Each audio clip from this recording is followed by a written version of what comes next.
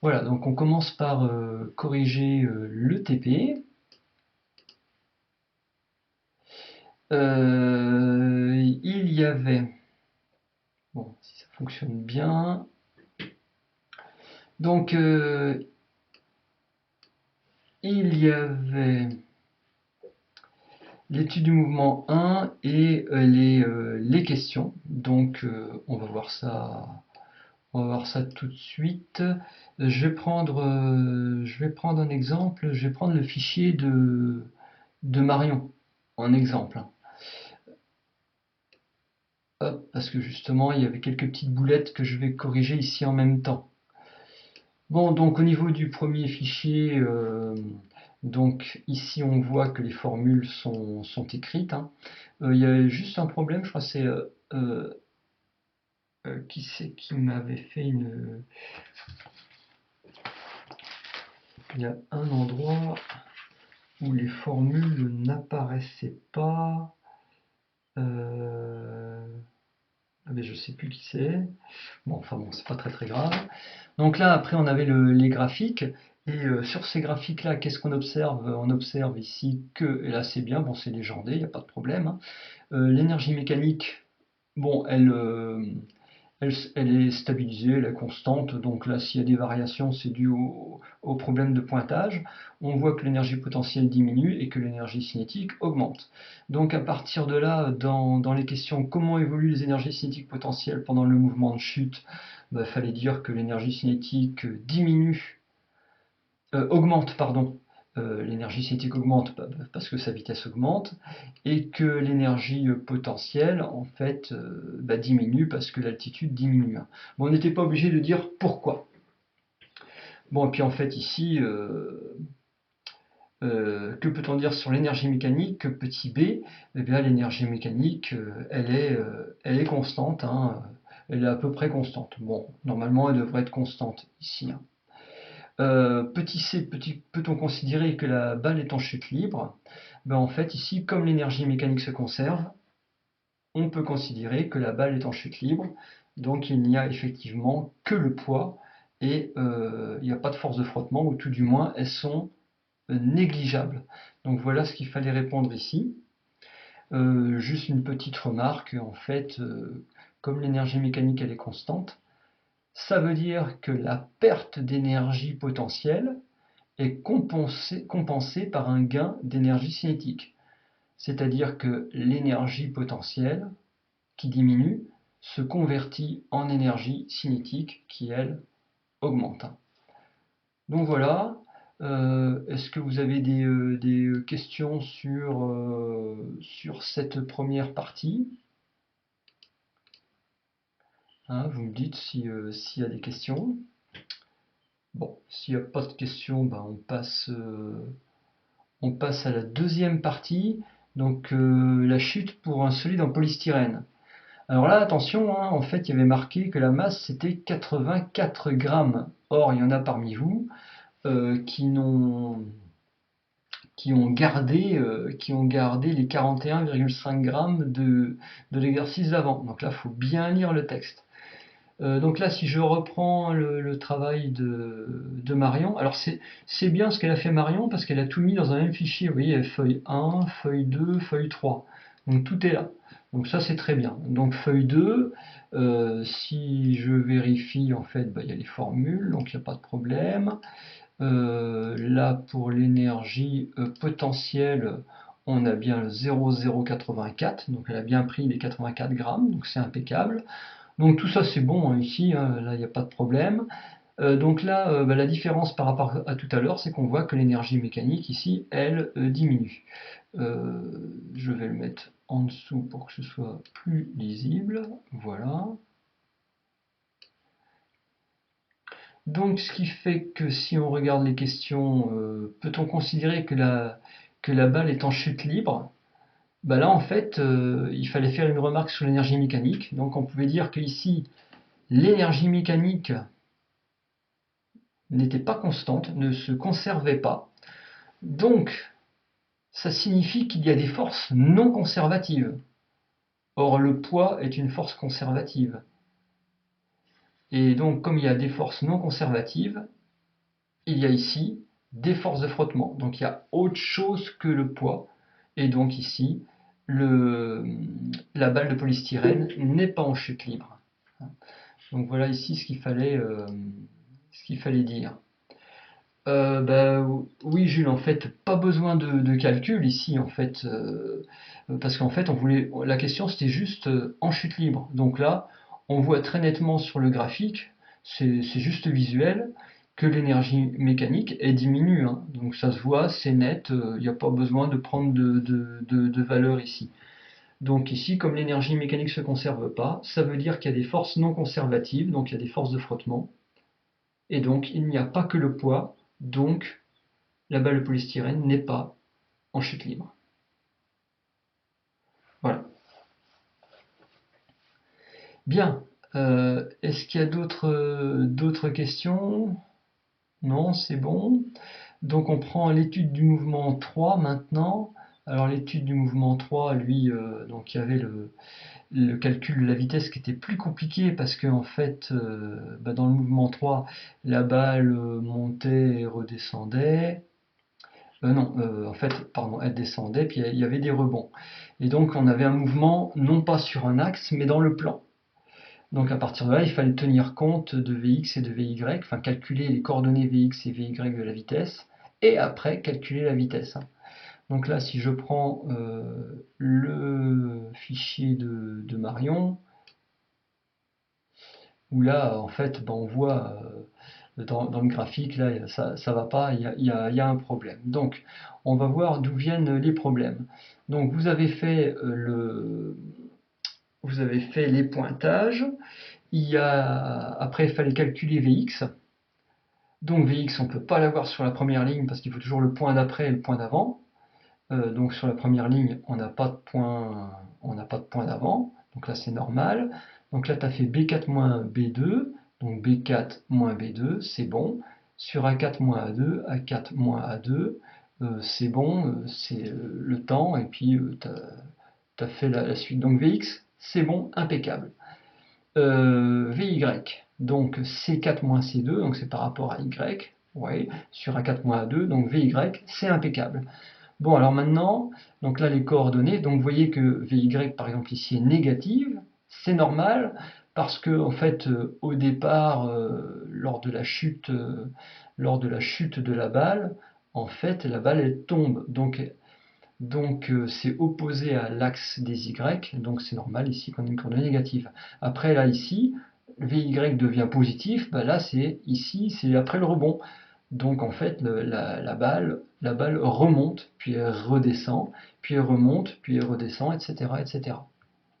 Alors que Vx c'est tout le temps positif, c'est normal parce qu'en fait, le mouvement de la balle se fait dans le plan vers la droite, donc suivant l'axe des X.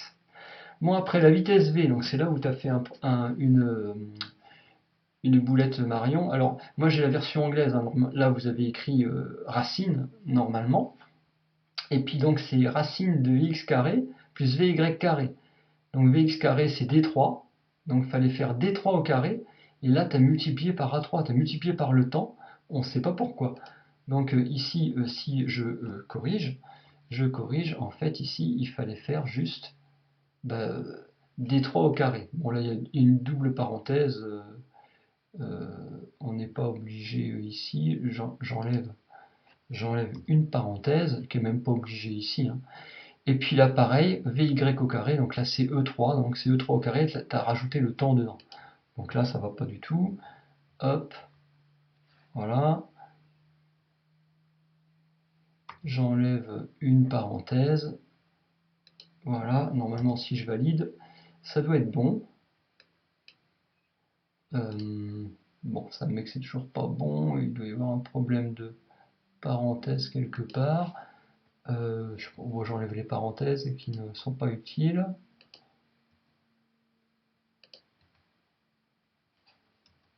Voilà, donc maintenant, non, j'ai toujours une erreur. Ah, je vois pas quelle est mon erreur. Donc c'est bien racine carrée. Bon, je vais faire D3 fois D3.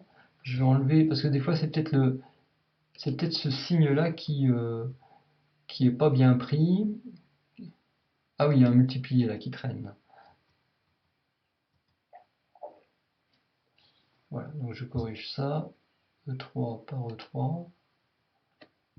Voilà, et enfin, ça y est, ici on a la valeur. Donc là, après, on la tire jusqu'en bas. Et là, c'est bon. Bon, et puis après, en fait, si on regarde l'énergie potentielle, donc là, il fallait bien prendre la masse, c'était 100 grammes, donc 0,1. Donc là, c'est impeccable. Là, tu multiplies par C3, effectivement, c'est par le Y, c'est l'altitude, donc c'est bon. Et l'énergie cinétique, 1,5, donc 0,5, de M, 0,1, fois F3 au carré, donc F3, c'est la vitesse au carré. Donc là, maintenant, tout est bon. Et donc là, maintenant, voilà, on a un graphique qui est correct. Bon, là, il manque un titre à ce graphique. Hop, que je vais mettre ici. Voilà. Et maintenant, bah, si on corrige... Alors, il faut faire attention parce qu'il y en a qui n'ont pas respecté, en fait, il fallait pointer à partir de l'image 7 lorsqu'elle a quitté la gouttière. Donc il y en a qui ont dû pointer avant, et ce qui faisait qu'il y avait des points qui n'étaient pas bons. Il y a des points qui apparaissaient à 0 et qui étaient assez élevés.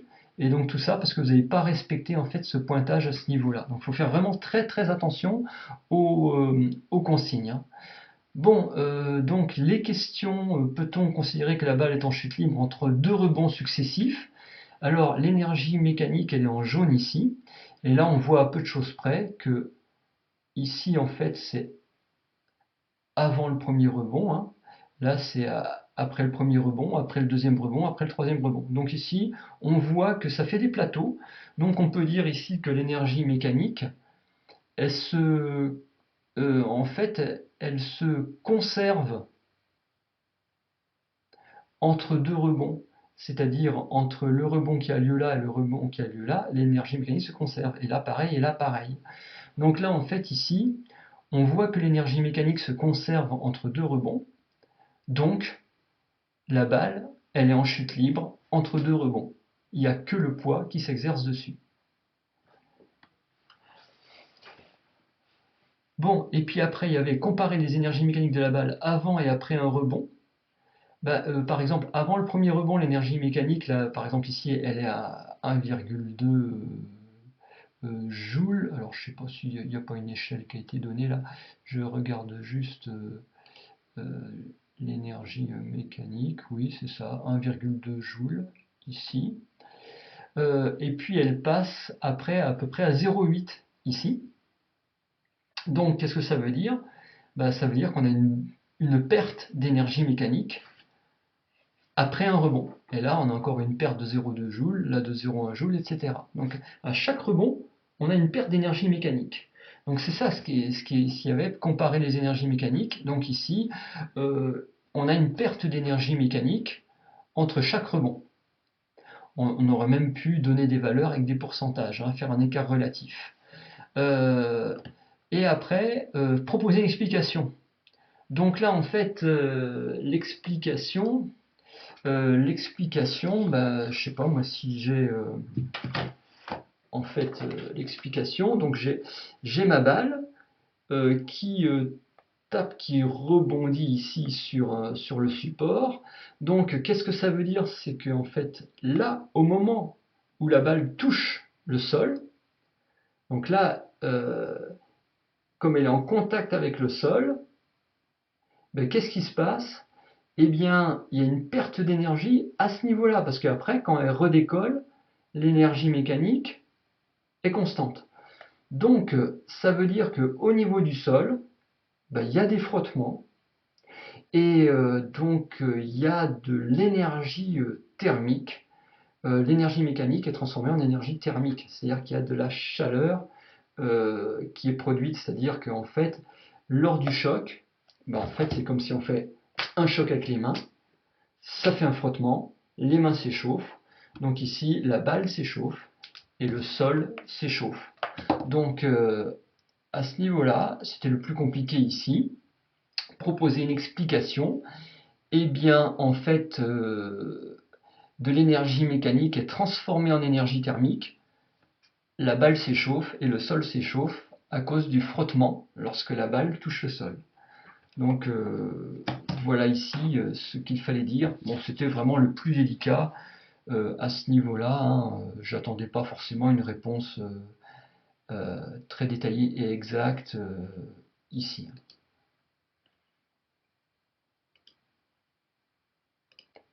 Hop. Je sais pas ce qu'il nous fait lui. Bien, bon bah voilà. Est-ce qu'il y a des questions sur ce TP là? Bon, en général, hein, enfin, vous l'avez fait, vous l'avez bien fait hein, globalement, hein, donc je vous félicite. Par contre, attention au nom du fichier quand vous l'enregistrez. Il faut absolument que ce soit nom-prénom, hein, parce que là, par exemple, je vais y revenir. Donc je ferme ça.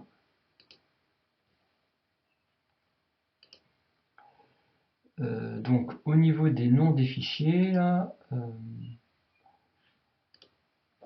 au niveau des noms des fichiers, moi j'ai les noms hein, de ceux qui ne les ont pas bien enregistrés. J'ai marqué le nom à chaque fois, donc il y a Sarah, un fichier qui n'était pas bien enregistré, Marilou qui a mal enregistré, Anaël la moitié des fichiers, Teddy les noms qui n'étaient pas bien enregistrés, voilà, Roman aussi. Donc faites attention, vous mettez vraiment nom et prénom, c'est comme ça, moi je vois la liste alphabétique. Hein. Sinon c'est le bazar, je m'y retrouve pas du tout. Hein. Voilà. Bon, comme il n'y a pas de questions, on passe aux exercices du plan de travail qu'il y avait à continuer. Donc on va voir si, s'il y a des exercices qui ont posé difficulté. Alors, si je reprends l'exercice du plan de travail, il y avait le 25 résolu. Donc il y avait celui-ci. Est-ce qu'il y a des questions sur le 25?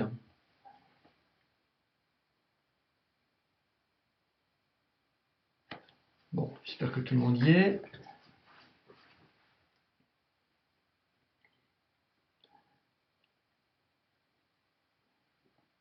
La question 3. Bon, je vais reprendre.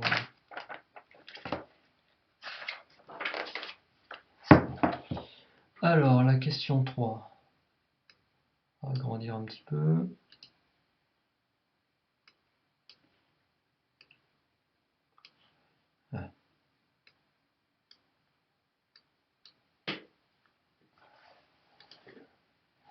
Alors, la question 3. Ah oui, mais c'est pas celui-là, c'est l'autre. Toc. Voilà. Donc la question 3, qu'est-ce qu'on nous demande? Faire une étude énergétique en tenant compte de l'action de l'air sur le grêlon. Déterminer le travail de la force de frottement qui modélise cette action. Bon, à partir de là, en fait, si on veut le travail des forces de frottement, eh bien, ça correspond, ça veut dire qu'il y a l'énergie mécanique qui change. Donc, on a une variation d'énergie mécanique. Et la variation d'énergie mécanique correspond au travail des forces non conservatives, donc des forces de frottement. Donc c'est ce qui a décrit ici. La variation d'énergie mécanique est égale au travail, entre A et B, des forces de frottement. Donc pour avoir le travail de la force de frottement, il nous faut la variation d'énergie mécanique. Or, la variation d'énergie mécanique, en fait, on l'a déjà calculé. Enfin, non, on l'a pas tout à fait calculé avant, mais on avait l'énergie mécanique en B et en A. Donc l'énergie mécanique en A, elle était calculée dans la question B. Et donc, qu'est-ce qu'il nous faut? Il nous faut l'énergie mécanique en B. Donc ce qui fait que la variation d'énergie mécanique, c'est l'énergie mécanique au début, à la fin, pardon, moins l'énergie mécanique du début. Donc à la fin, c'est quand le grêlon arrive en B, et au début, quand il y avait une vitesse nulle, hein, pour l'énergie mécanique en A.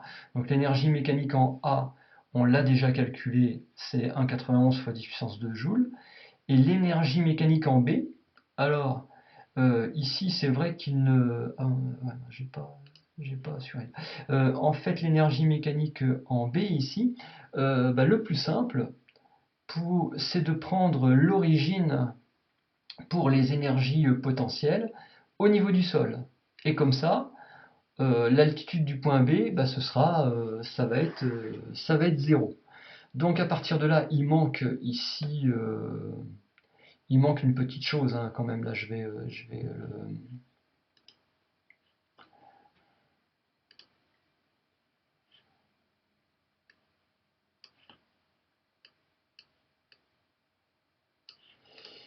vais détailler un petit peu parce que là, en fait, ils ont pas fait les calculs ici.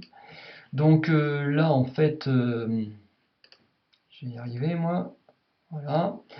Donc en fait, ici, le travail, c'est égal à l'énergie mécanique en B moins l'énergie mécanique en A. Et là, si je mets la suite, l'énergie mécanique en B, normalement, c'est l'énergie potentielle de pesanteur en B, plus l'énergie cinétique en B. Donc voilà, ça c'est l'énergie mécanique, moins l'énergie mécanique en A. Ça, je détaille pas parce que on a déjà la valeur, donc c'est pas la peine de détailler ici. Mais après, en fait, ici, là, l'énergie potentielle en B, donc normalement, c'est la masse du grelon fois le petit g fois la hauteur. Alors, la hauteur, en fait, si j'appelle ZB, voilà. Donc là, ici après, l'énergie cinétique, c'est 1 demi de m v. Alors, on l'a appelé dans le texte, enfin là dans la correction, il l'appelle v'(b). Donc là, effectivement, ici, il faut bien préciser si c'est appelé v'(b) ici. Pourquoi on l'appelle v'(b), hein. Donc on dit v'(b), c'est la vitesse du grêlon qui arrive sur le sol, hein. Donc moins toujours l'énergie mécanique en A, dont on connaît la valeur. Et ce qu'il y a, c'est qu'en fait, voilà, ici, ce qui est important, c'est au niveau du schéma. Au niveau du schéma, voilà, c'est pour ça que c'est bien de faire un schéma, même s'il n'est pas demandé, donc, où on a l'axe des Z ici, donc le point d'origine A et le point d'arrivée B ici. Et si on a mis 0 ici, l'origine O ici, et ZB c'est égal à 0. Donc ça vaut 0. Et il ne reste plus qu'un demi de MVB, B' au carré. Et après, il n'y a plus qu'à remplacer par les valeurs, hein. 1 demi, donc la masse c'est 13,0 grammes. Donc fois, si je mets 0,0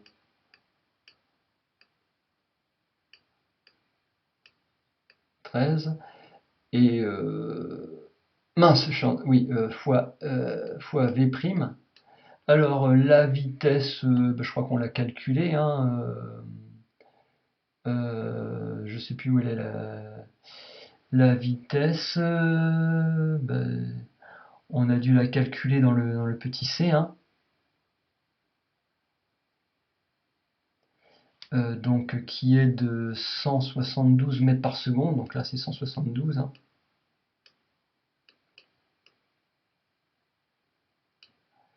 Voilà, voilà, puis moins, moins EMA, c'est-à-dire moins 1,91 fois 10 puissance 2.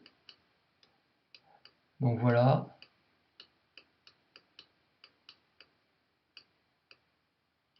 Voilà le calcul qu'il fallait faire.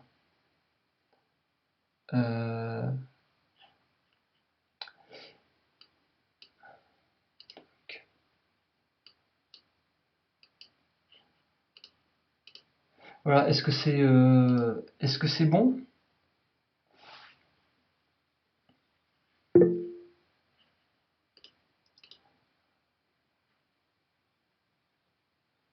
Non, c'est pas bon. Sarah, quel est le problème?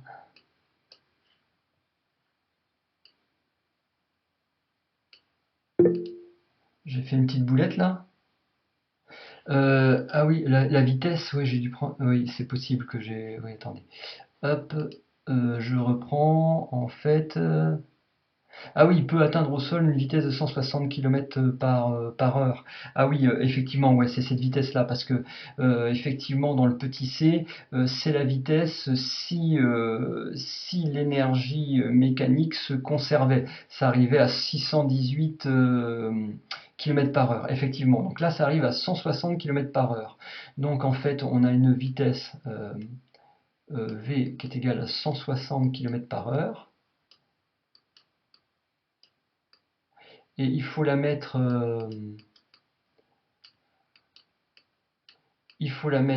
en mètres par seconde. Donc là, ici, on divise par 3,6. Ça fait 160 divisé par 3,6 mètres par seconde. Voilà, donc à la place du 172 ici, effectivement, hop, ici on a les 160 km par heure divisé par 3,6 pour avoir les mètres par seconde. Voilà. Bon, bah, je pense que c'est bon là. Oui, au carré, oui, oui, oui, oui. C'est effectivement, là, voilà, faites bien de le dire, effectivement, au carré. Oui, c'est un demi de mvb' au carré. Voilà. Bon, j'espère que tout est bon là maintenant. Bien, merci, merci pour vos interventions. Bien, ensuite, qu'est-ce qu'il y avait? Il y avait le 26, donc le roller. Est-ce qu'il y a des questions sur le 26?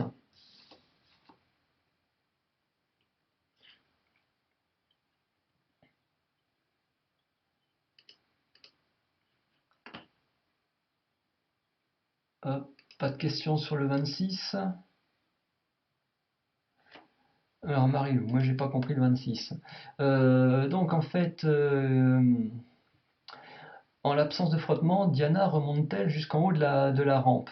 Ben, en fait ici, s'il n'y a pas de frottement, euh, qu'est-ce qu'on en déduit sur l'énergie mécanique, Marie-Lou?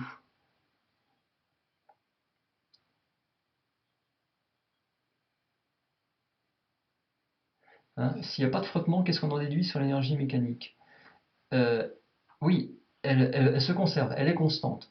Donc ça veut dire que en fait ici elle arrive en A avec une vitesse initiale et après elle se laisse glisser. Donc elle va diminuer en vitesse, hein, et à un moment donné, bah, soit elle s'arrêtera avant B, soit elle arrivera jusqu'au point B.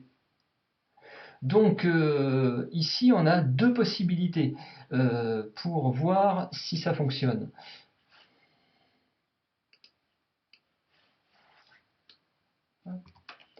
Alors je vais faire autrement. Voilà.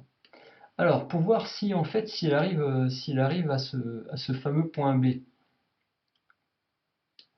ici, eh bien, on peut calculer l'énergie mécanique qu'elle a en A et On peut calculer donc l'énergie mécanique en A, en fait, normalement ça pose pas de problème parce qu'on a la vitesse en A, on a sa masse, donc, et puis on a ici ZA qui est égal à 0 mètre. Donc ça veut dire qu'en A, l'énergie mécanique en A, eh ben, c'est égal juste à son énergie cinétique. Donc à 1/2 de m VA au carré. Parce que l'énergie potentielle, elle est nulle, à 0. Bon, donc on va trouver une certaine valeur en joules. Voilà. Et puis après, on peut regarder, est-ce que c'est assez pour aller en B? Donc on peut calculer en fait ici l'énergie mécanique en B, par exemple. Donc si je calcule l'énergie mécanique en B, et par exemple, on imagine elle arrive à une vitesse nulle, donc c'est l'énergie mécanique minimale qu'il lui faut en B. Hein, si par exemple, si VB est égal à 0, donc là c'est le minimum d'énergie qu'il lui faut pour qu'elle arrive en B. Et bien à ce moment-là, ici, son énergie mécanique sera uniquement égale à son énergie potentielle, c'est-à-dire mg ZB, parce qu'elle aurait une vitesse nulle. Et là, je peux calculer en fait l'énergie en joules. Et si cette énergie mécanique là, elle est inférieure ou égale à celle-ci, bah, ça veut dire que ici j'avais assez d'énergie mécanique pour arriver jusque là. Donc à ce moment-là, elle arrivera assez haut. Par contre, si l'énergie mécanique ici en B, elle est supérieure à l'énergie mécanique en A, bah, elle n'arrivera pas jusqu'en haut. Hein. Est-ce que c'est bon, Marie-Lou?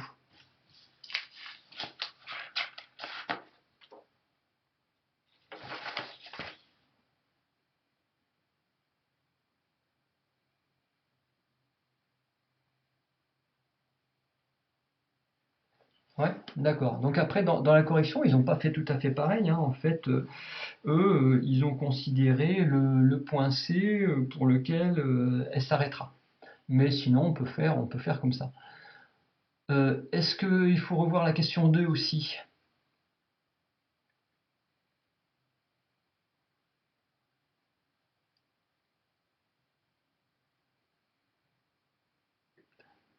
C'est bon, Marilou? La question 2? Donc voilà, enfin, quand tu dis oui, ça veut dire il faut que je la corrige ou pas? Est-ce qu'il faut que je corrige cette question B?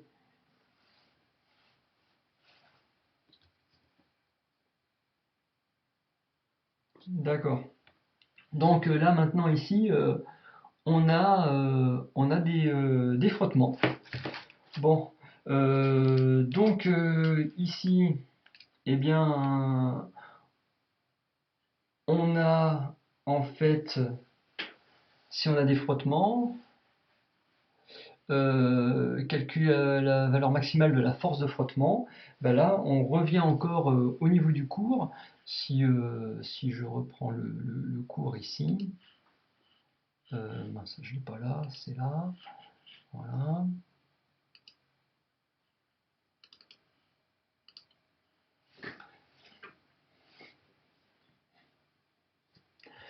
Donc si on reprend le cours à la fin du cours, voilà ici la non-conservation de l'énergie mécanique, on a la variation d'énergie mécanique qui est égale au travail des forces non conservatives, c'est-à-dire des forces de frottement, hein, ici. Donc on est exactement là, et là calculer la valeur maximale de la force de frottement afin que Diana atteigne tout de même le haut de la rampe. Donc là je vais commenter le corriger. Hop, le corriger, ça ira plus vite que de faire ça.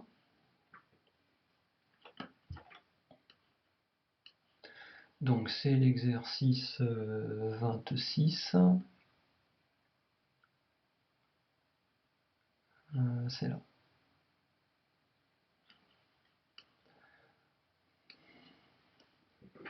Donc l'énergie, l'exercice 26 ici, on reprend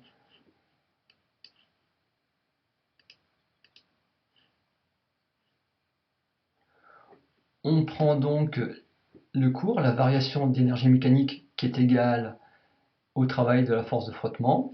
La variation d'énergie mécanique, c'est l'énergie mécanique finale, donc en B, moins l'énergie mécanique initiale en A. Donc en B, en fait, on considère que pour que Diana atteigne le haut de la rampe, bah, il faut que V est égal à 0, la vitesse soit égale à 0. Donc l'énergie cinétique en B est nulle. Donc l'énergie mécanique, ce n'est que l'énergie potentielle. Et en A, l'énergie potentielle est nulle, hein, parce qu'en fait zeta égale 0. Donc en A, on n'a que l'énergie mécanique, c'est l'énergie cinétique. Donc on a cette expression pour le travail de la force. Donc si on fait le calcul, ça nous donne moins 135 joules. Donc c'est normal hein, que ce soit négatif, parce que, en fait, pourquoi le travail ici de la force de frottement, elle est négative? Ça donne une valeur négative. Si quelqu'un peut répondre, pourquoi le travail de la force de frottement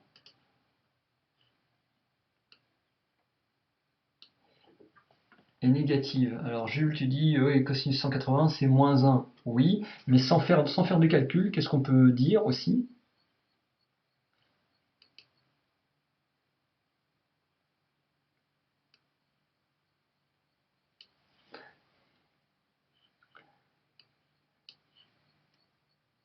Bon, en fait, il suffit de dire que si c'est négatif, si le travail est négatif, ça veut dire que le travail il est résistant. Donc qu'est-ce que ça veut dire? Ça veut dire qu'il y a au moins une partie de la force qui s'oppose au déplacement. Donc le déplacement, ça va de A vers B.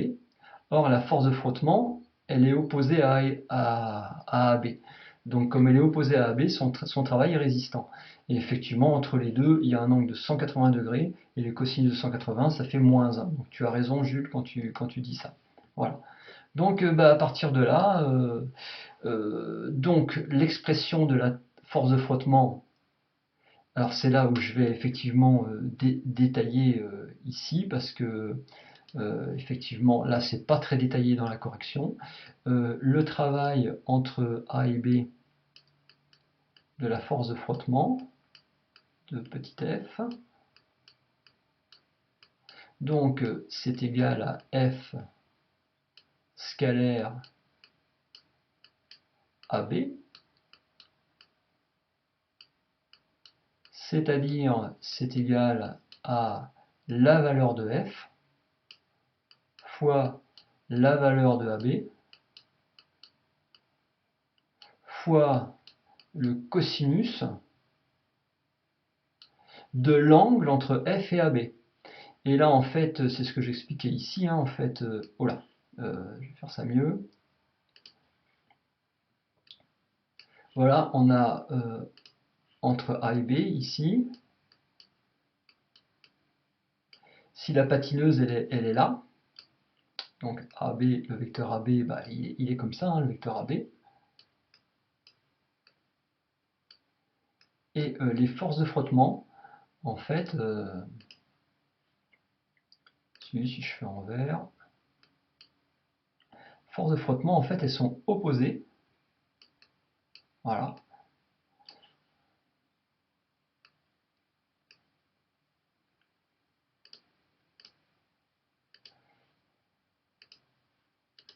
Elles sont opposées, donc ici, j'ai la...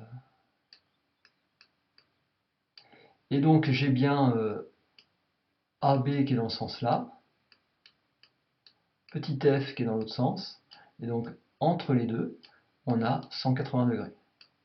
Voilà.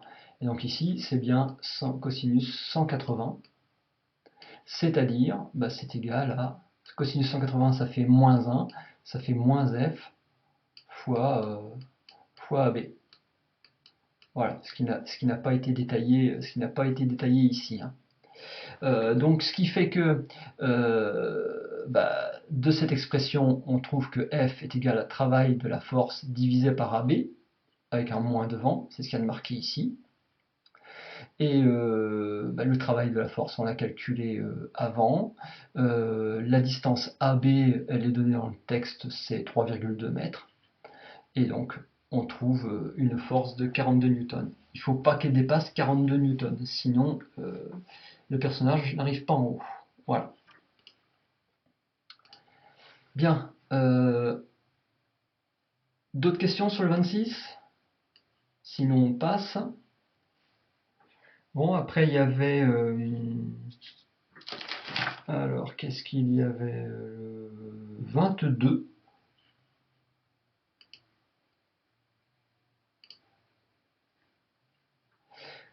Donc, l'exercice 22, voilà. Est-ce qu'il y a des questions sur le 22? On peut le refaire en entier. Bon, d'accord. Alors, l'exercice 22, en fait, ici, là... que représente l'étude énergétique de ces deux graphes justifiés? Donc ici, dans un cas, on a l'énergie mécanique qui se conserve. Dans l'autre cas ici, l'énergie mécanique ne se conserve pas. Bon, donc on a deux situations différentes ici. Alors, je vais reprendre aussi la correction en même temps. Donc, dans un cas, on a des forces de frottement, et dans l'autre cas, on n'a pas de force de frottement. Euh, donc, l'exercice 22, 2, qui est là.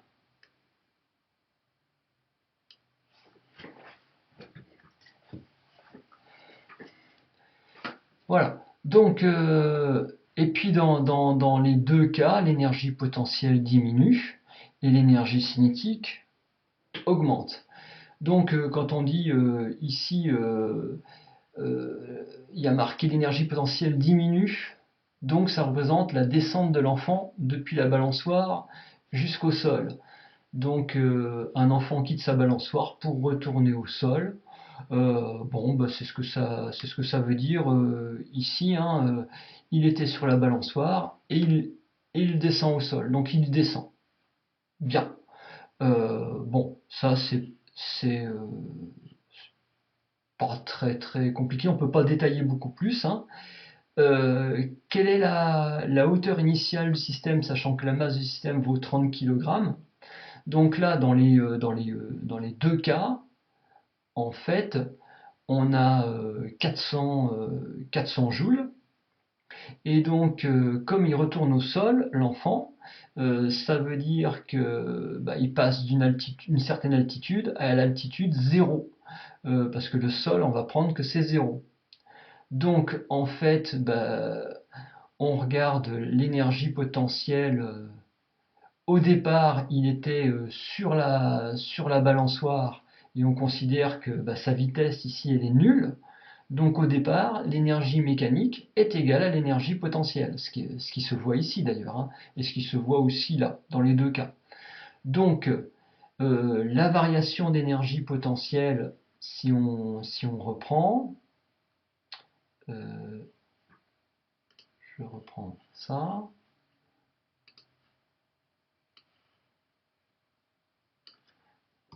Voilà. Donc si je fais, je sais pas moi, je fais un petit schéma comme ça, l'enfant il est sur la balançoire, donc je fais la balançoire ici, voilà. Le sol, voilà. Ah, damnation. Toc. Donc le sol qui est ici. Donc l'enfant, je matérialise par un point. Donc il est là. J'ai mon axe, par exemple Z qu'on fait ici. Voilà, et je prends l'altitude, l'origine, 0 ici. Et donc ici, on a l'altitude, alors je ne sais pas comment elle est appelée, par exemple, tiens, l'enfant il est au départ au point A, voilà, toc, donc ici, GZA, pardon. Et puis à la fin, il descend, donc il descend, il arrive au point B. Le point B correspond à l'altitude 0. Donc ce qui fait que au départ, eh bien, en fait, j'ai mon enfant, alors je veux la hauteur, hein. Mon enfant, il a une énergie mécanique de 400. Donc au départ, en A, l'énergie mécanique, la vitesse est nulle, hein. Donc l'énergie mécanique ne correspond qu'à l'énergie potentielle. Et à la fin, il arrive au sol. Et donc au sol, eh bien, son énergie potentielle, elle est nulle. Donc ce qui fait que la variation d'énergie potentielle entre le point A et le point B va nous donner en fait sa hauteur. Donc j'ai delta EP, donc qui est égal à EP à la fin, c'est-à-dire EP au point B. Non, pardon, la variation d'énergie potentielle, si c'est voilà, c'est ça, oui, moins l'énergie potentielle au départ, voilà. Donc l'énergie en B, potentielle en B, c'est 0 parce que l'aptitude est de 0. Donc la variation d'énergie potentielle, ça va être égal à moins mg ZA. Alors, dans le texte, est-ce qu'on nous donne la hauteur? Non. Donc là, par exemple, ici, dans la correction, ils l'ont appelé H. Bon, ben, moi, je choisis de l'appeler ZA, d'après mon schéma. Et donc, la variation d'énergie potentielle, ici, bah, ça passe de 400 à 0. Et c'est égal, effectivement, à en B, bah, c'est 0, moins 400. Donc là, ici, j'ai MGZA qui est égal à 400. Pourquoi MGZ? Bah parce qu'en fait, là, c'est la variation d'énergie potentielle. Donc, on va dire, c'est MGZB moins MGZA. Or, MGZB, c'est nul parce que ZB, c'est égal à 0. Donc, il ne me reste plus que MGZA. Et la variation d'énergie potentielle, elle passe de 400 à 0 dans les deux cas.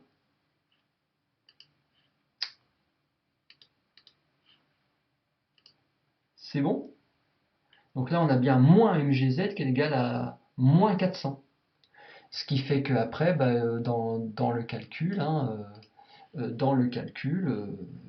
bien, le moins disparaît à un moment donné. Je suis perdu, c'est le 22, voilà. Le moins disparaît. Et donc, on va trouver, alors, ici, par exemple, bon, c'est pas, ils ont un moins 1,4 m parce que c'est la variation négative, on descend de 1,4 m. Mais là, moi, dans mon calcul ici, là, dans mon calcul ici, je vais avoir ZA qui est égal à le moins fois moins, bah, le moins s'en va, ça va être 400 divisé par mg. Et donc, on va avoir une altitude ici positive, parce que moi j'ai pris mon axe Z vers le haut, et donc mon ZA, il va être positif. Hein. Et donc quand on fait le calcul, ce sera 1,4 m et pas moins 1,4 m. D'accord? Donc voilà, ça c'est pour la question B. Ensuite, quel graphe représente la situation tenant compte des frottements? Bon, bah là, c'est celui pour lequel l'énergie mécanique diminue, hein. Donc c'est le graphe B, hein, c'est bien ce qu'il y a normalement écrit ici, où l'énergie mécanique ne se conserve pas, voilà, c'est ça. Ensuite, déterminer alors les deux forces pouvant modéliser les actions mécaniques s'exerçant sur le système. Ces forces sont-elles conservatives ou non? Donc, eh bien, on va avoir effectivement les deux forces. On va avoir toujours le poids qui s'exerce sur l'enfant, et puis on va avoir effectivement bah, les forces de frottement. Donc ici, le poids, bah, c'est une force conservative, et les frottements, c'est des forces non conservatives. Hein. Donc c'est ce qu'il y a décrit dans la correction. Et puis après, déterminant cette situation, le travail des forces non conservatives, alors là c'est comme l'exercice d'avant, le travail des forces non conservatives correspond à la variation d'énergie mécanique. Donc on le voit sur ce graphique-là. La variation d'énergie mécanique, on passe de 400 à 280. Donc c'est la variation d'énergie mécanique ici. Donc ça va être moins 120 joules. Et ça correspond au travail des forces non conservatives, c'est-à-dire au travail des forces de frottement. Voilà. Est-ce qu'il y a des questions là-dessus encore?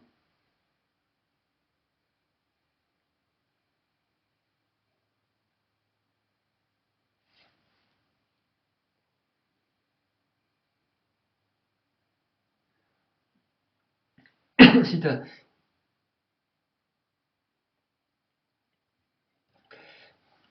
Oui, alors le delta EM est égal au delta EPP. Bon, alors là, effectivement, là il y a, comment dire, la variation d'énergie mécanique,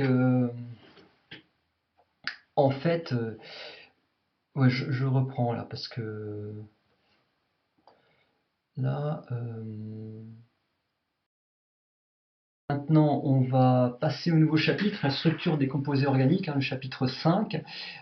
Sachant que s'il y en a parmi vous qui ont fait les exercices pour aller plus loin du chapitre d'avant, s'il y a des questions, j'y reviendrai, je serai un petit peu de temps à la fin de l'heure. Non, Jules, c'est pas le 13, je vous ai demandé d'imprimer le chapitre 5. Voilà, donc là, on va refaire un petit peu de chimie, ici, à ce niveau-là.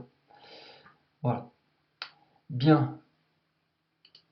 Hop, je reprends ça.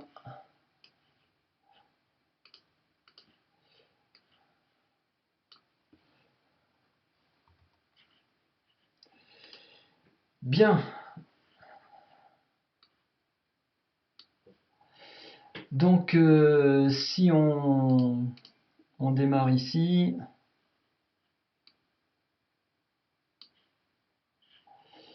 Donc, si on démarre ici, on va voir ici de la chimie organique. Donc la chimie organique, en fait, qu'est-ce que c'est qu'une molécule organique? Il y a la définition ici. La molécule organique, elle est uniquement, enfin pas uniquement, elle est essentiellement constituée de carbone et d'hydrogène. Donc d'atomes de carbone et d'hydrogène, parfois accompagnés d'autres atomes qui sont en nombre réduit par rapport aux atomes de carbone et aux atomes d'hydrogène. Donc d'abord ici, petite chose sur les molécules et sur les formules. Bon, alors j'espère que ça va fonctionner parce que j'ai des petits problèmes là sur mes fichiers qui ne s'ouvrent pas très très bien. Donc si j'ouvre ce... Ouais, ça patine pas mal là. Hop, voilà. Donc petit rappel là, donc je vais prendre, alors par exemple là il y a marqué hydrocarbures. En fait, hydrocarbures, ce sont des molécules qui sont uniquement constituées d'hydrogène, le hydro, et de carbone, carbure. Voilà, hydrocarbures.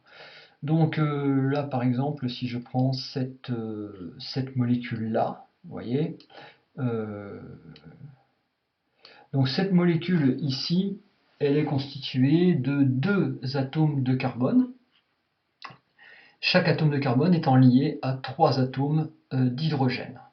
Donc à partir de là, en chimie, on a plusieurs formules pour décrire ça.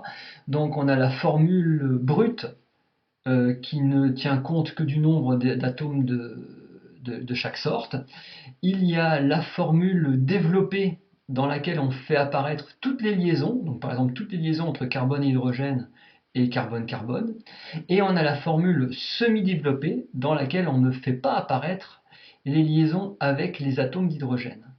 Donc là, par exemple, vous avez cette molécule-là, il y a 2 carbones et 6 hydrogènes, donc c'est C2H6 par exemple, ce serait sa formule brute. Donc là, si on prend une autre molécule dans laquelle il y aurait 2 carbones, 6 hydrogènes et 1 oxygène, donc le 1, on l'écrit jamais.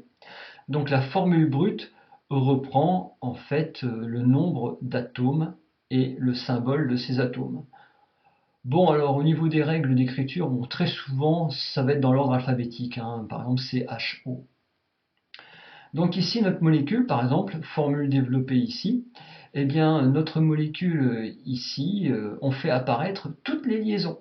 C'est-à-dire que là on voit que ce carbone il fait 3 liaisons simples avec des hydrogènes et une liaison avec un autre carbone. Bon. Ensuite, ce carbone-là fait 2 liaisons simples avec des hydrogènes, et il a une liaison avec un carbone et une liaison avec un oxygène. Et l'oxygène, lui, il est relié à un carbone et à un hydrogène. Donc là, ici, on a la formule développée. Alors en général, la formule développée, voilà, on la fait horizontalement et verticalement, avec des angles de 90 degrés la plupart du temps. Bien, et puis après, on a entre les deux, entre la formule brute et la formule développée, la formule semi-développée, où ce coup-ci, on ne fait pas apparaître les liaisons carbone-hydrogène. Donc ici, par exemple, le carbone là, il est lié à 3 hydrogènes, donc on va écrire CH3. Donc CH3 ici. Mais la liaison entre carbone et carbone, on la fait toujours apparaître. Alors, on aurait pu écrire un petit peu différemment, c'est-à-dire qu'on aurait pu écrire,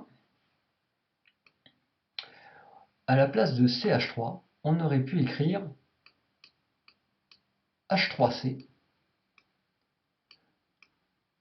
Et comme ça, en fait, ici, voilà, on voit que la liaison elle est entre carbone et carbone. Alors que là en fait, ici, l'autre carbone, il y a 2 hydrogènes, donc c'est un groupe CH2, et on écrit CH2. Donc là, j'aurais pu écrire ma molécule, en fait, j'aurais pu l'écrire H3C, CH2. Bon, et puis après, pareil, on a la liaison avec l'oxygène, et les liaisons avec les hydrogènes, on ne fait pas apparaître, donc on regroupe ici le H avec l'oxygène. Donc voilà ici comment on passe d'une formule développée à une formule semi-développée. Donc les liaisons avec les hydrogènes disparaissent et par contre les hydrogènes, il faut quand même les écrire, hein. Donc voilà ici quelque chose d'assez simple au départ. Qu'est-ce qu'on a comme formule brute, formule développée, formule semi-développée. Voilà. Donc ici, il y a les définitions qui reprennent ce que je viens de dire. La définition de la molécule organique est à connaître, hein, quand même, hein, atome de carbone et d'hydrogène, il faut savoir de quoi on parle, de molécules organiques et notamment de composés organiques, donc qui sont essentiellement constitués de carbone et d'hydrogène. Voilà. Bon alors maintenant, on va voir ce qu'on appelle le squelette. Le squelette carboné, donc dans une molécule, c'est un enchaînement d'atomes de carbone liés entre eux. Par exemple ici, là c'est assez simple, hein, ce serait uniquement ces 2 carbones là qui seraient liés entre eux. Ça c'est le squelette carboné de la molécule. Alors pourquoi on parle de squelette carboné? Parce que dans les molécules organiques, c'est essentiellement carbone et hydrogène. Donc vous voyez, ces molécules-là, c'est des hydrocarbures même. Donc on va s'intéresser à l'essentiel de la molécule, c'est carbone et hydrogène. Donc c'est autour des atomes de carbone. Donc on parle du squelette de carbone. Voilà, squelette carboné. Donc à partir de là, on va voir qu'on a 3 sortes de squelettes, linéaires, ramifiés et cycliques. Donc linéaire, en fait, c'est quand les atomes de carbone sont les uns à la suite des autres et que la chaîne ne se referme pas. Ramifié, si au moins un des atomes de carbone, appelé carbone ramifié, est lié à 3 ou 4 autres atomes de carbone. Donc on va voir ça. Donc on a ce qu'on appelle des groupes substitués.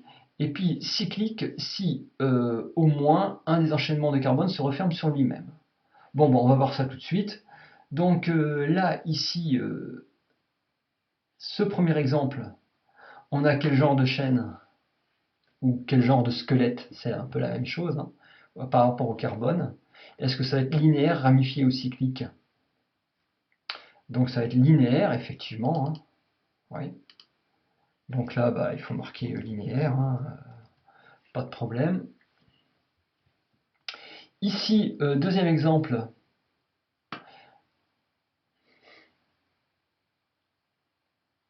Donc là, qu'est-ce qu'on a comme chaîne carbonée?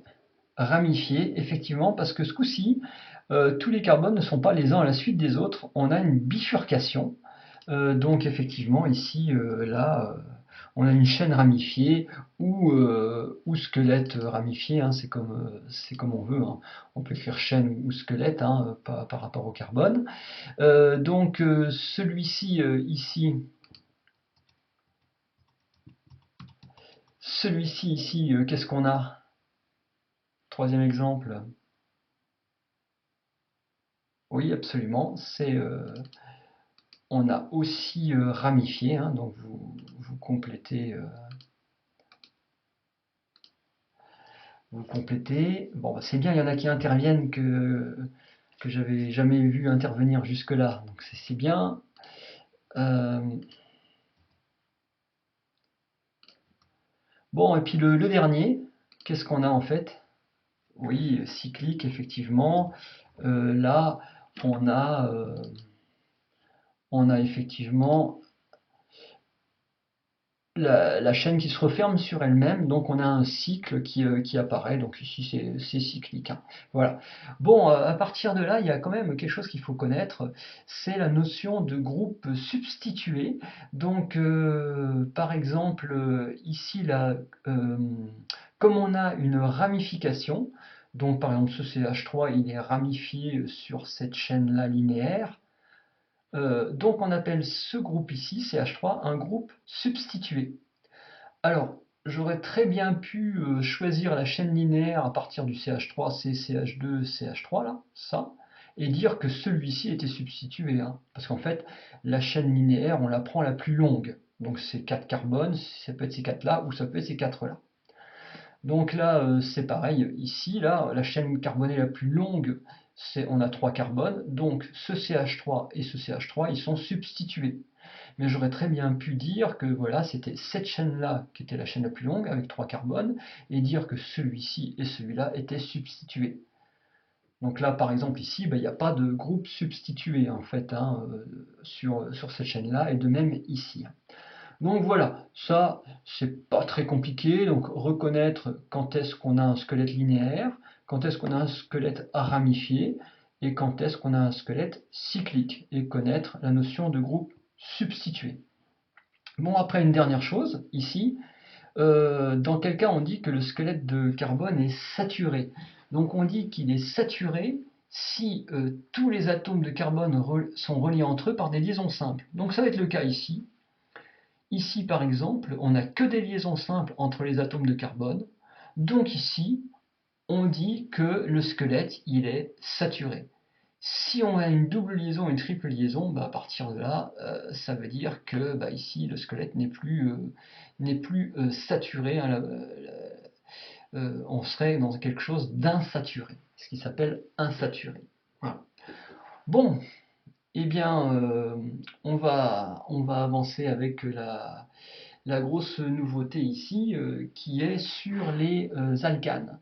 Donc, un alcane, lui, qu'est-ce que c'est? C'est une molécule constituée de carbone et d'hydrogène, dont la formule brute est CnH2n plus 2. Donc qu'est-ce que ça veut dire? Si n vaut 4, par exemple, bah, quelle serait la formule brute de cette molécule si n vaut 4? Ah bah non, 6, non, il faut la formule entière avec C et H. Donc quelle serait la formule brute si n vaut 4?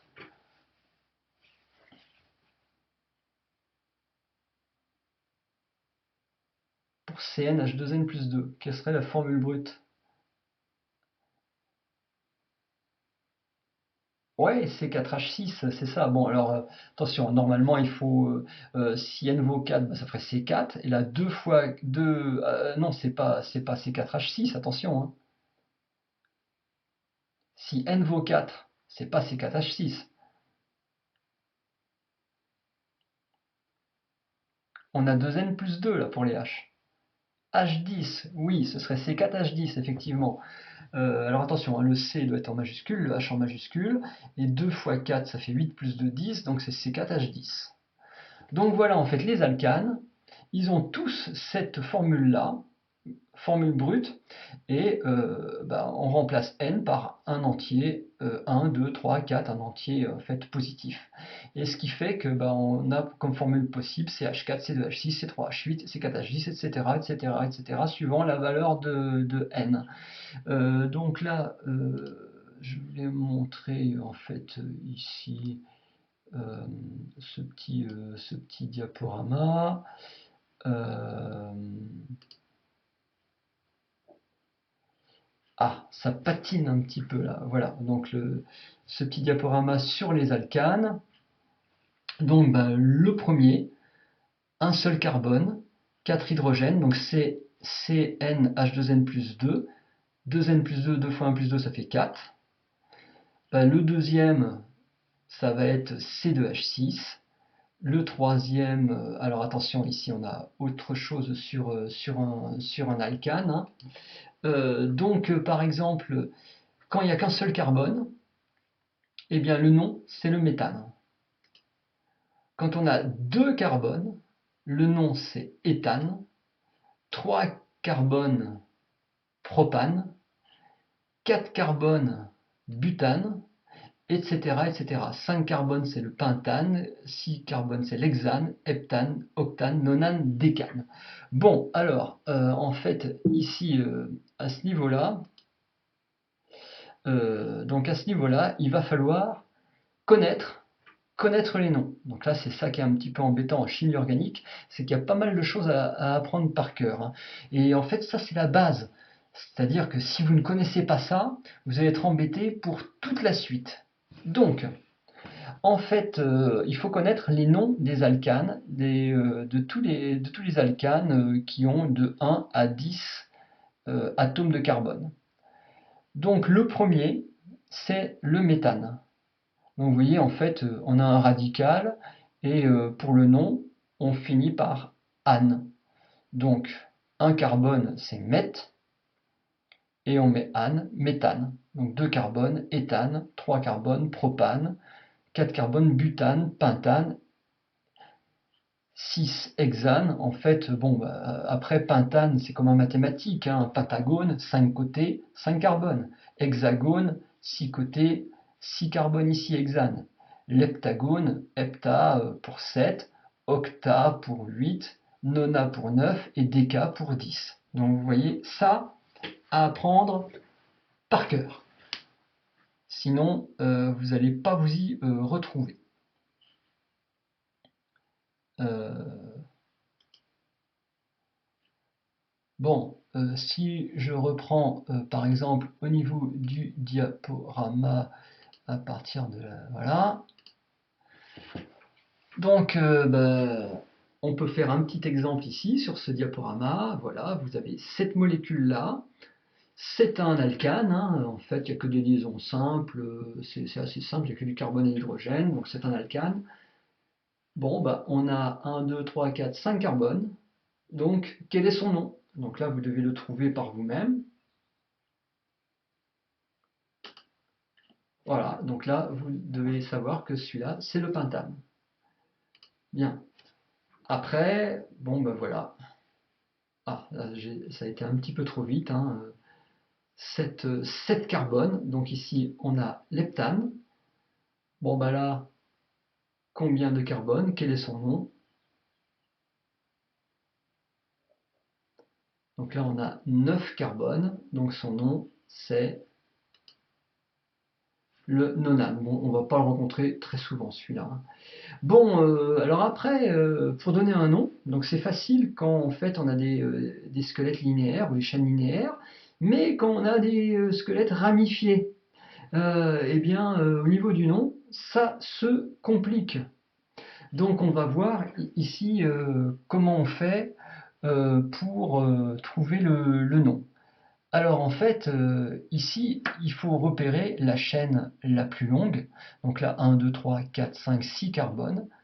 1, 2, 3, 4, 5, 6 carbones. J'aurais pu prendre cette chaîne-là la plus longue ou celle-ci, hein. Mais en fait, celle-là, elle est plus simple parce qu'on a 3 ramifications. Alors que si on prenait cette chaîne-là, on avait ici une ramification avec encore une ramification. Donc on prend cette chaîne-là. Donc ici, comme on a 1, 2, 3, 4, 5, 6 carbones, eh bien, l'alcane qui a 6 carbones, son nom c'est hexane. Bon, bah, donc là, ici, on va avoir l'hexane. Et après, on aura des groupes. Donc là, on a un carbone, un CH3, c'est un groupe méthyle. Ici, c'est un groupe méthyle. Et là, il y a 2 carbones, c'est un groupe éthyle. Donc, il va falloir tenir compte de la position des groupes sur la chaîne pour nommer la molécule. Mais bon, on va voir des choses un petit peu plus simples pour commencer. Donc là, par exemple, ici, on a 1, 2, 3, 4, 5 carbones dans la chaîne la plus longue. Donc la chaîne la plus longue, c'est le pentane, 5 carbones. Et on a ici un groupe méthyle. Voilà. Donc, pentane pour la chaîne la plus longue. Et on a un groupe méthyle qui se retrouve sur, euh, sur cette chaîne. Alors méthyle, pourquoi? Bah, CH3, en fait, quand on a un groupe CH3 avec une liaison, un carbone, on reprend meth, et à la place de méthane, on met méthyle. Et 2 carbones éthyle, 3 carbones propyle, etc. Voilà. Bon, donc à partir de là, comment ici on va écrire le nom? En fait, on va écrire ici méthylpentane, mais en fait, quand on écrit méthylpentane, il faut savoir sur quel carbone se situe le groupe méthyle. Donc en fait, ici par exemple, on peut numéroter la chaîne en commençant d'ici, la chaîne la plus longue, donc 1, 2, 3, 4, 5. À ce moment-là, le méthyle serait sur le 4e carbone. Mais si on commence à numéroter de l'autre bout, 1, 2, 3, 4, 5, le méthyle serait sur le 2e. Or, il faut que le numéro soit le plus petit possible. Donc, on commence la numérotation à partir de la droite dans ce cas-là. Ce qui va nous donner donc, pour l'écriture, on commence, mince, ça a été trop vite, on commence par le numéro du carbone sur lequel est le groupe méthyle, donc on met 2, un tiret, et on va écrire méthyle, et puis ça fait partie du pentane. Par exemple, le groupe méthyle aurait été sur le numéro 3 ici, on aurait écrit 3-méthylpentane. Voilà. Bon, alors là maintenant, on prend un exemple où on a en fait 1, 2, 3, 4, 5, on a toujours le pentane, mais on a 2 groupes substitués. Donc là, c'est pareil, il va falloir numéroter la chaîne. Alors, ici, comme on a 2 fois le groupe méthyle, on va écrire diméthyle. On aurait eu 3 fois le groupe méthyle, on aurait écrit triméthyle. Donc là, on a diméthylpentane. Mais après, c'est pareil, il faut numéroter, parce que sur quel numéro ils sont. Donc là, pareil, soit on choisit de numéroter à partir de la droite, donc ça ferait 1, 2, 3, 4 et 5. Et à ce moment-là, on aurait ce méthyle-là qui serait sur le 3 et celui-là sur le 4. Mais en fait, on choisit toujours les numéros les plus simples possibles. Donc il vaut mieux ici numéroter à partir de la gauche. 1, 2, 3.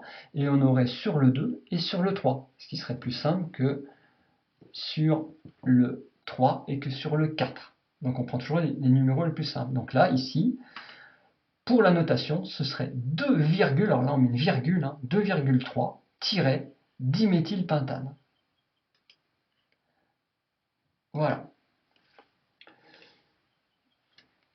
Bon, Après, on peut prendre d'autres exemples plus compliqués, hein, enfin, toujours avec des groupes méthyles ici. 1, 2, 3, 4, 5, 6 carbones pour la chaîne la plus longue, donc c'est l'hexane. On a 3 groupes méthyles substitués, donc on va voir triméthyle.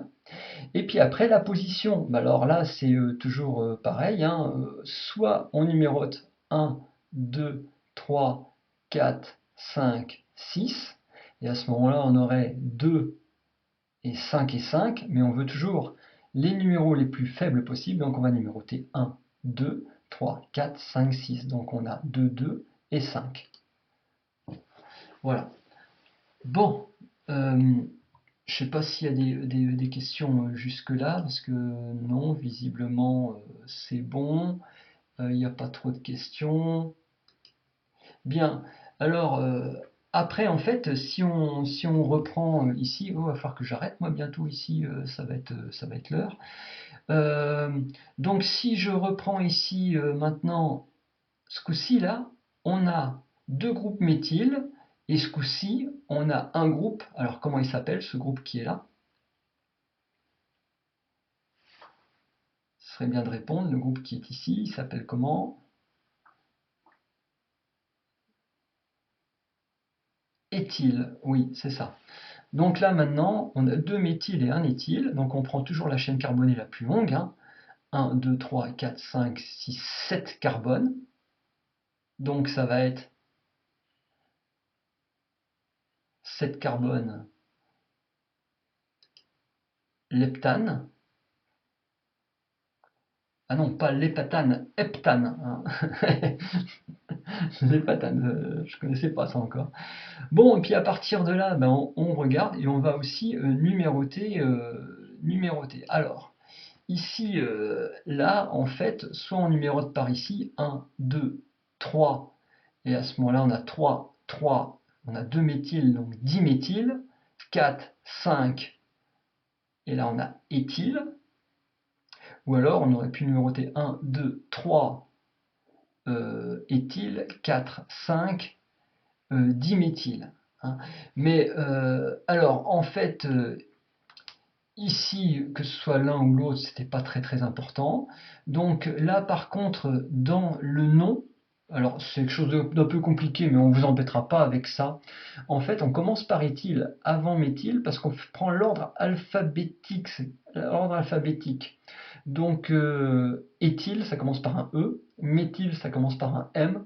Donc on écrit éthyle avant diméthyle. Donc là, ce serait le 5 éthyle 3,3 diméthylheptane. Donc voilà, donc là c'est un petit peu plus compliqué. Voilà. Bon, j'arrête là pour cette présentation ici là. Marie-Lou, je comprends pas, éthyle ou méthyle? Bon, en fait, c'est les groupes substitués, c'est-à-dire que en fait, quand on a par exemple le CH3 ici, ce CH3 là, c'est un groupe méthyle. Et si j'avais, je termine là par exemple, bon, je fais que les carbones pour pas m'embêter. J'ai une chaîne comme ça, et là j'ai un CH3. Donc ce groupe-là, on l'appelle un groupe méthyle. Et si ici j'avais CH2 et CH3, en fait, ce groupe-là substitué, bon, il faut que je rallonge ma chaîne carbonée, sinon ça ne marche pas, celui-là, ce serait un groupe éthyle. D'accord? Alors Luan, ça sert à quoi? Ben, en fait, ça sert à nommer les molécules. C'est-à-dire que, ben, en fait, on donne des noms aux molécules, et d'après les noms, on connaît la formule. Et d'après la formule, on connaît le nom. Donc on sait de quoi on parle. En fait, c'est tout simplement, comment dire, une nouvelle langue étrangère avec en fait des noms qui correspondent à des molécules. Il a bien fallu savoir les nommer, hein. Donc voilà ici, donc on rencontrera souvent le groupe méthyle, le groupe éthyle, des fois le groupe propyle. Oh, là il y a une erreur là en fait ici là. Ouais, j'ai fait une erreur là en fait ici là. Vous corrigez là, c'est pas met, là c'est prop, P-R-O-P, et là c'est pas et, c'est B-U-T. Voilà, vous corrigez ici cette chose là. Comment on sait si c'est éthyle ou méthyle? Euh, en fait, Marilou, il faut connaître par cœur les noms méthane, éthane, propane qui correspondent au nombre de carbone. J'ai un carbone, c'est méthane, deux carbones, c'est éthane, trois carbones, c'est propane, etc. Et à partir de là, un carbone, méthane, je vais avoir méthyle pour le groupe substitué. Deux carbones, éthane, éthyle. C'est un peu la même chose, sauf qu'à la place de ane, on met il à la fin. Voilà. Bon, en général, on rencontrera que méthyle, éthyle, propyle, voire butyle, mais c'est souvent méthyle et éthyle qu'on va rencontrer. Donc ici, ça reprend un petit peu ce que je vous ai montré. Donc si on veut nommer cette molécule-là, il faut repérer la chaîne carbonée la plus longue, donc celle qui est en rouge ici, 1, 2, 3, 4, 5, 6, 7, donc l'heptane. Et puis après, on numérote de façon à avoir les numéros les plus petits possibles. Donc on va numéroter de la gauche pour avoir 1, 2, un méthyle là, parce que là si on numérote de la droite, 1, 2, 3, ce serait au 4. Donc on prend le numéro le plus petit, et donc là, ordre alphabétique, donc sur le 4, on a CH2, CH3, c'est un groupe éthyle. Et sur le 2 et le 4, on a un groupe méthyle. Donc là, on a 4 éthyles, 2, 4, diméthyle, heptane. Donc voilà pour le nom. Et puis pour terminer là-dessus, en fait, on termine là-dessus, hein, je m'arrête là. Nommer les molécules suivantes où on a des cyclanes. Donc ici, c'est assez simple, on a 3 carbones, donc les alcanes, c'est le propane. Et donc comme c'est un cycle, on a donc cyclopropane. Bon alors maintenant, quel est le nom de celui-là?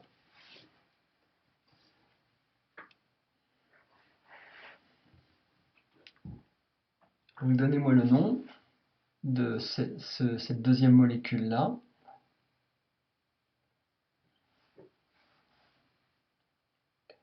Oui, c'est ça, c'est cyclopentane, effectivement.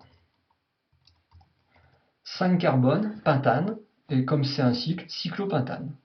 Bien. Maintenant, le nom de celui-ci.